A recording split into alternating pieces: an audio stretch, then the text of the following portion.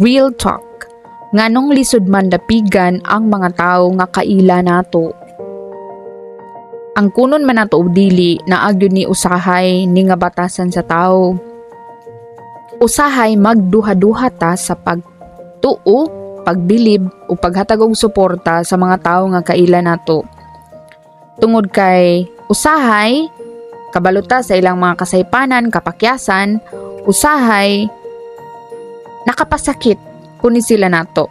So imbis nga hatangan nato silang chance nga magpasikat or magpagawas sa ilang mga kakayahan, gawas sa ilang imperfections, mas dali nato nga mo judge nila. Diba? Ka-experience man tingali ta usahay mabiktima ta or usahay kita po'y namiktima. O, inanara na siya. Usahay po basin dili po yung taganahan nga mulang po sila. No? Human as we are valid ang ato ang insecurity, valid ang ato ang kasuko, o unsa man ang nagpaluyo sa imong hatred, sa imong pain, valid, pero dili siya sakto nga ganahan ta sa tong isig katao nga dili mo lampos sa ilahang paninguha. Sakit bitaw pero tinuod ni siya. Usahay kung kinsa pa tong imong gilauman nga mosuporta nimo tungod kay duol sa imong dughan, tungod kay kailan nimo, higala nimo, silingan nimo, kini pa silang mga tawhana ang dili mosuporta nimo. Okay. Pero kaniha, dapat nato ning timan-an. Dapat mao niya tong i-embody. Okay? Nga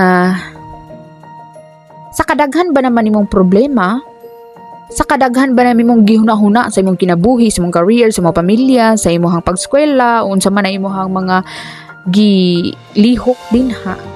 Ayaw naghuna-huna akong unsa ikasulti sa mga tao, kabahin nimo, unsa ba kailahang gisulti likod nimo. Sa kadaghanan nimo gipas-an, ayaw na pas-ana ang ilang mga gipangbati towards you. Ayaw na pas-ana kung unsa man ang ilahang mga opinions about you.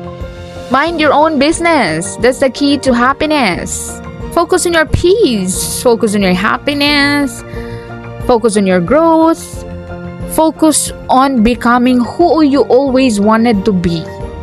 Lang kayo sa as we grow older, as we mature, no, by age, by faith, by character, dili na ta mo patol og nagkadiyang battle sa uban, or we choose our battle. Kay kung sa kinagamang istorya maapektuhan ka or makigubat din ka, Diyos ko, as what a peace ana, no.